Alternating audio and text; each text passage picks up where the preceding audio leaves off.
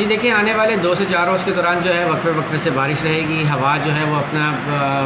जो उसका समत है वो भी तब्दील होती रहेगी। नॉर्मली वेस्ट नॉर्थ वेस्ट की हवाएं हैं, ताहम कल आने वाले कल के रोज़ जो है वो नॉर्थ ईस्टर्ली डायरेक्शन भी हो सकती है, जो कि इस सिस्टम की वजह से है। तो ये सिस्टम आने वाले 2 रोज़ तक तो कराची में अच्छी तरह असरअंदाज होगा और इसके साथ ये सिलसिला जो है मज़ीद सिंध के अक्सर इलाकों तक बढ़ता चला जाएगा और साथ साथ मशरक़ी बलूचिस्तान तक। लेकिन जी ये सिलसिला आने वाले 2 रोज़ मज़ीद 2 रोज़ के दौरान कराची के लिए बहुत इंपॉर्टेंट है। इस दौरान कराची में दरमियानी से कुछ इलाकों में मूसलाधार बारिश भी हो सकती है, जिसकी वजह से अर्बन फ्लडिंग हो सकती है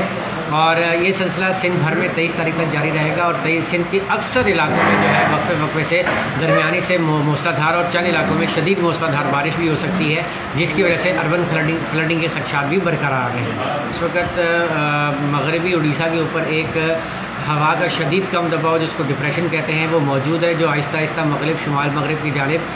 गामजन है और इस बात की तवक्को है कि आने वाले 1 से 1.5 रोज़ के दौरान जो है वो इंडियन गुजरात तक पहुंच जाएगा और उसके इम्पैक्ट में जो है आने वाले 2 से 3 रोज़ जो हैं वो सिंध भर के लिए बहुत इंपॉर्टेंट है बारिश के लिहाज से।